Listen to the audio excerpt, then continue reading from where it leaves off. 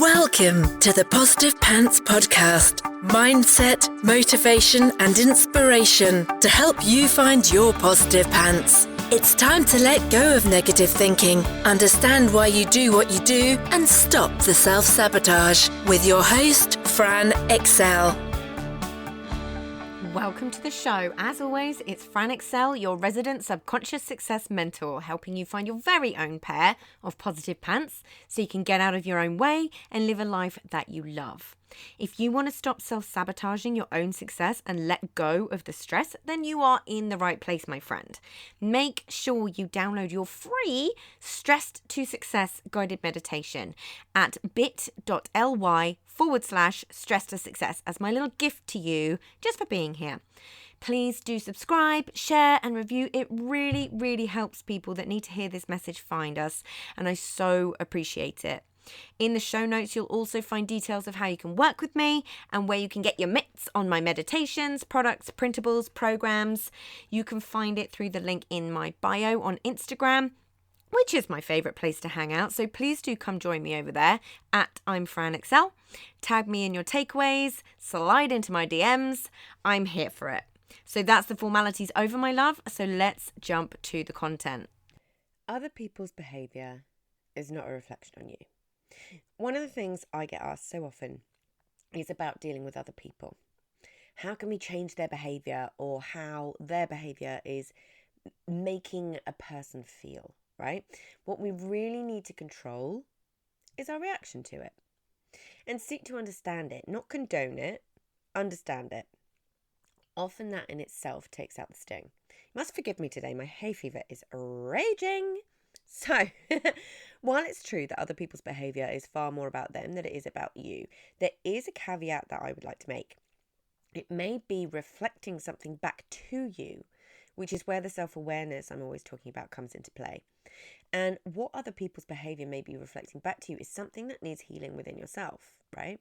We all know this. It may be reflecting back your own feelings of worth and what you deserve, which isn't fun. But when we catch it, that's when we can do something with it, as always. And the question then becomes, what lesson do I need to learn from this interaction? Or what is being reflected here that is actually my own belief about myself? Big question to ask, but super important. And when you learn to ask these kinds of questions without judgment, blame or shame, then that's when the magic can start to happen. And you notice a complete shift in how you think and feel. There can be so many feelings associated when you allow, in inverted commas, someone to treat you badly. You might feel angry, hurt, betrayed, foolish, blame yourself. So many feelings. But it happens to all of us at some point, right? Whether it's a client treating us badly, a friend, a partner, whatever the context, it's just people, right? We've all let people in who have turned out to be not exactly who they claimed to be at the start, or who have treated us in ways that resulted in us feeling less than or pretty awful about ourselves. And it can be incredibly painful, especially when we didn't see it coming, especially when we thought that they were a totally different person from the start, and often for years. And in these situations, it is far too easy to blame yourself for that person's behaviour towards you. Why didn't I see it? What does it say about me that I didn't see it? Maybe I deserved it. Was it all a complete lie? But that's a double whammy, right? You've been treated badly by someone else, and now you're treating yourself badly. No wonder you feel like you can't catch a break. It's important to be open to learning new ways of doing things yourself, for sure, in these situations. Unlearning your old patterns and reactions. And this is definitely something that I'm doing myself in real time at the moment. And it is also definitely challenging at times. But it also feels really good. Those two things can coexist. And they often do. That's the thing. They often do. The discomfort and the, ooh, this is going to be really good, coexist. I'm pretty well wired to sit in discomfort these days, and knowing that the good stuff is around the corner. I know it's good for me. And I know it's wiring new neural pathways that are probably far healthier, even though it might register as unsafe because it's new and unfamiliar. You've got to remember what's inevitable in some of the things that we're going to feel in new situations. But I'm open to it, and I'm here for it. So when you allow new interactions to teach you something new, you don't ever go back to how you were. It's new information that's being encoded into your brain and nervous system, right? It's a new familiar. We like that. These are good. I used to get so hurt and upset by other people's behaviour towards me, particularly as a teen and in my early 20s. And I really went heavy on the self-blame and lack of self-worth. That's really different now. I know different now. Even when someone really, really lets you down, it's easier to handle. Doesn't mean it doesn't hurt. Of course it does. It doesn't mean there's no anger and frustration. Of course there is. But I also know not to make it about me. And even when it might be annoying to do so, or painful to do so, compassion for the other person can still be found if you want it. Hurt people. Wounded people tend to be the ones to create wounds in others. You cannot control the other person's behaviour. You cannot control the way someone decides to judge you or see you. You cannot control the narrative that they choose to create. None of this is within your control. But it's not a reflection on you if someone badly behaves towards you. It's on them. It's not your fault and you're not to blame. Ask yourself the necessary self-awareness questions about what it may be highlighting for you to work on in terms of your own healing and how you see yourself, and see that as a good thing. See that as an opportunity. See that as a great time for growth, right? And hold your head high in the situation, knowing it's not about you. The more you know yourself deeply, the easier this is. When you know in your core that you're a good person, you know your worth, you know your values, you'll find the less other people's behaviour will affect you.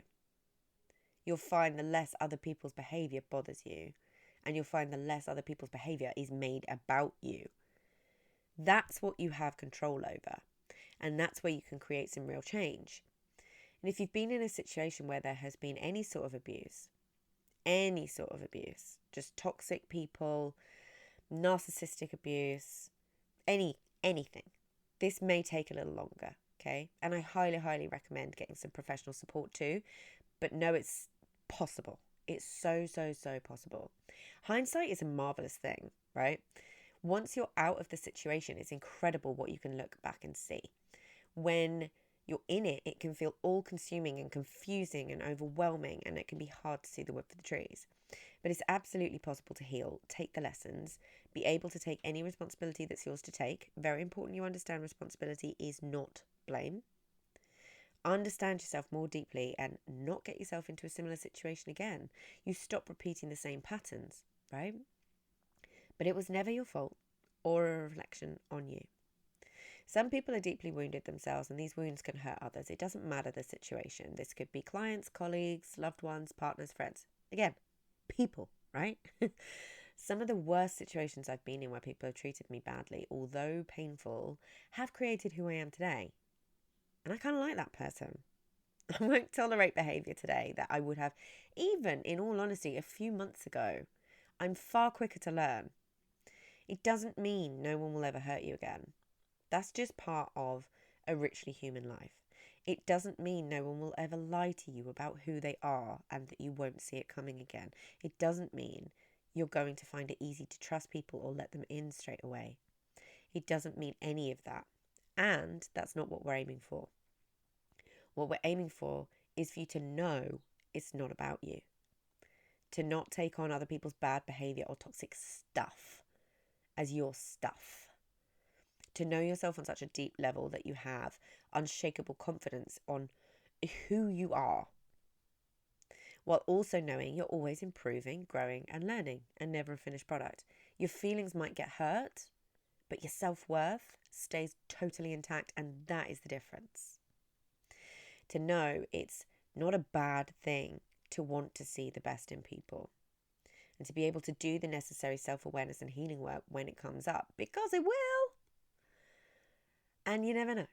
You might just come out the other side as the very best version of yourself. So if you got value from this and you know in your gut that now is the time to step up and start rewiring your thinking and start changing things for yourself, then join the Positive Pants Toolkit app and community so you can work out what needs to happen to get you from where you're at right now to the action-taking success you know you can be. And if you want my eyes and ears on your problems, then I work with people one-on-one and through my programs. You can find all the details to join the toolkit or book in a call in the show notes, the link in my bio on Instagram, and on my website, franexcel.com. So stop waiting for if and when and choose to change things now, because you can. I'm here to believe in you when you don't believe in yourself. And as always, I hope you found this helpful, and I'll see you next week. Bye.